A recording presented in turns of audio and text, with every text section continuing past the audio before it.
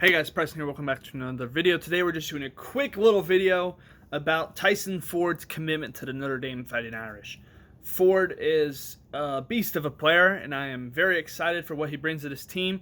We're just going to talk a little bit about him real quick, just what his ranking is, some basic stuff, height, weight, whatever, and just what I think he can do for this Notre Dame program in the long run, So, first of all, Tyson Ford is from St. Louis, Missouri, which is has been a pipeline for Notre Dame recently. I'm not sure if anyone knows this, but Gabriel Rubio, the defensive tackle in this class, Kyron Williams in years past, along with Jordan Johnson, the wide receiver, they're all from the St. Louis area in Missouri, and now we add Tyson Ford to that. Two of them Williams already paid off. Jordan Johnson looks like he'll get a shot this year on offense. Rubio is a really intriguing defensive tackle prospect, and Tyson Ford also looks like he can be a beast for us. So looks like the St. Louis pipeline will pay off for Notre Dame in the long run if we can keep it and take advantage of it. There's a pretty good amount of talent coming from that area, and Notre Dame has been taking advantage of it. So recruiting-wise, just to keep you on track, I'm going to give you the rankings for Rivals 247 and then the composite done by 247, which seems to be what most people go off of. So for the 247 Sports themselves, they have their own separate one, and if anyone, I don't know how much you guys know about recruiting, but the composite is basically they compile rankings from multiple recruiting services, so ESPN, their own ranking at 247, Rivals, and then like other Sports Illustrated has them ranked, stuff like that. They take them all into consideration in the composite, so that's kind of basically an average of what every service thinks. So this is 247's opinion, not their composite, just their opinion. They have him as a lower 4-star at a 91, which is still a 4-star prospect, the 10th ranked weak side defensive end and the 181st player nationally. I would say they have him a bit too low. We'll get into that a little bit. And then for Rivals see something in them. In Ford that apparently 247 doesn't. They have him as a high 4-star of 5.9 in their rating system. The 5th at his position, which they actually have him on strong side defensive end, which we'll get into. Basically, the kid is versatile when it comes to playing on that defensive front. He can play either end, the strong side or the weak side, which is useful for Notre Dame. That means we can kind of just plug him in on whatever side we need most at the time when he's ready to go. He could get playing time as a freshman. That's kind of broadcasting too far because we still have this whole 2021 season to worry about, and then he'll come in. But just his versatility, he has versatility. I mean, the two different services have him on different sides. He's more than capable of playing either side. We'll have to see. He'd also still continue to grow considering he's only a junior in high school. So I guess he'll be defensive end no matter what, but we'll see where he fits best when he gets on campus. But regardless of that, after my little tangent, Rivals has him as a strong side defensive end, 64th player nationally. So he's a top 100 prospect in Rivals' system, which is awesome. Anytime you get a top 100 talent, that's great. 5th in his position and 3rd in his state.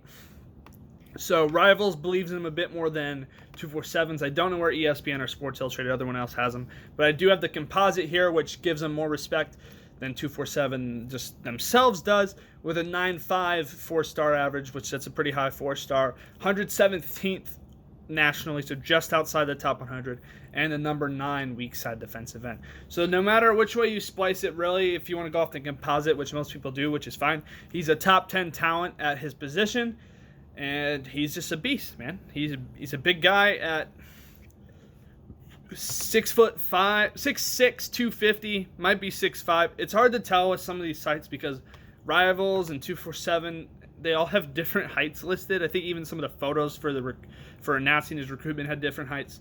But I think the consensus is he's 6'5" or 6'6", around 250 pounds. Obviously, he can continue to grow and put on weight. Like I said, he's only a junior in high school, so who knows? He could even grow taller, technically. I mean, he probably won't, but he could, I guess, hypothetically. Offers-wise, the kid had an impressive offer sheet. He had 21 offers total from big-name programs, a lot of Power 5 schools. His top 4, the guys we basically beat to get him, were obviously us, Oklahoma, Georgia, and Missouri, who he's from Missouri, so that's why they were up there.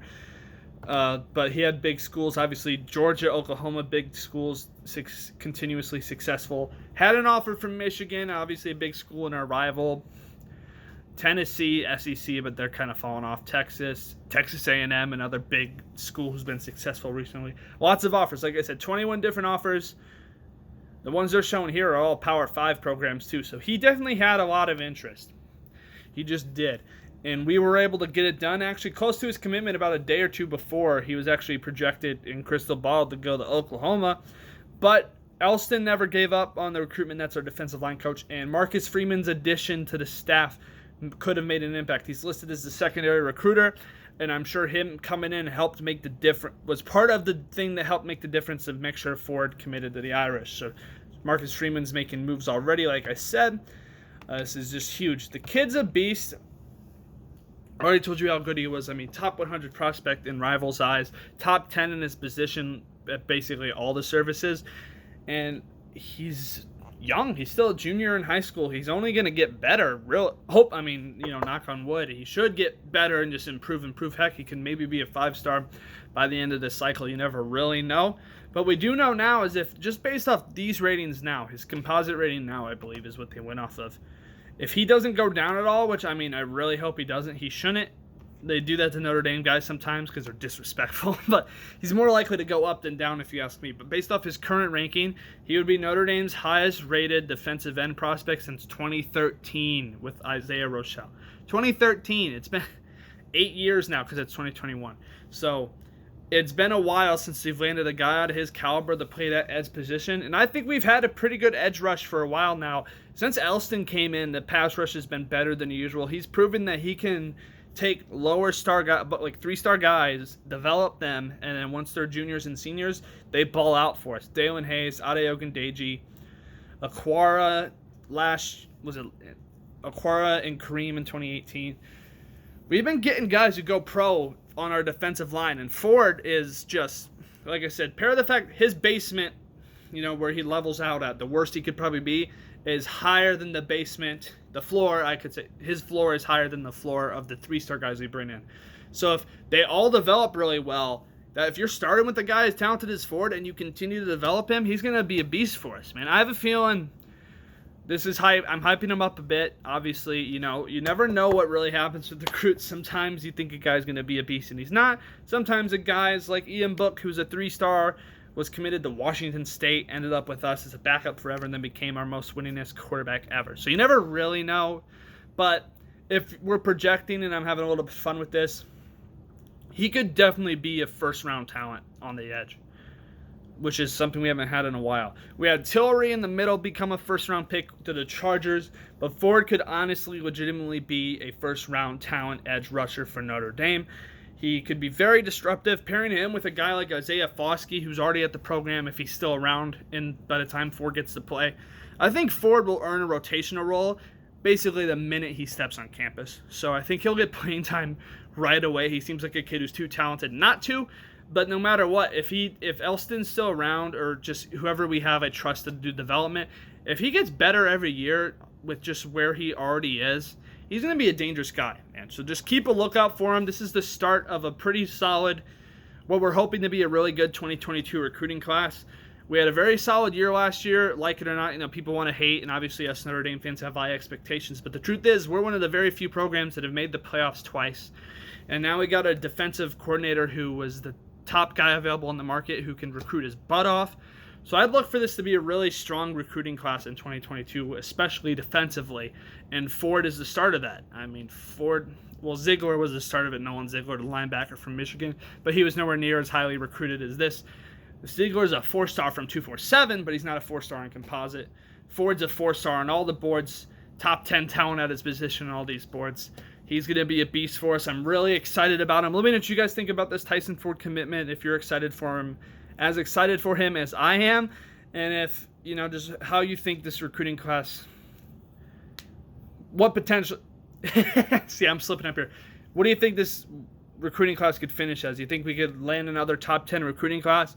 I saw something on Twitter. I think it's been a while since we were able to land back-to-back top 10 recruiting classes. Right now, our 2021 class is at 9. Hopefully, it should stick inside the top 10. Worst case, maybe fall to 11 by that February signing day. But if we can get back-to-back top 10 classes, that'll go a long way to getting that talent we always talk about that we need to compete with these top programs. And a guy like Ford is just a nice start to this class. I mean, let's just keep building on this, guys. Thank you so much for watching. I really hope you enjoyed this video. Please subscribe for more content. Click the bell so you're up to date with all my uploads. I continuously make Notre Dame content as well as teams like the Pittsburgh Steelers and my other favorite teams you'll see on the channel.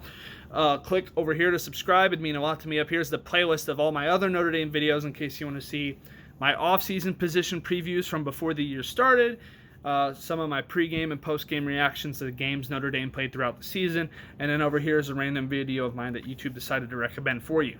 Once again, this is K-May Preston. Thank you guys so much for watching. Go Irish.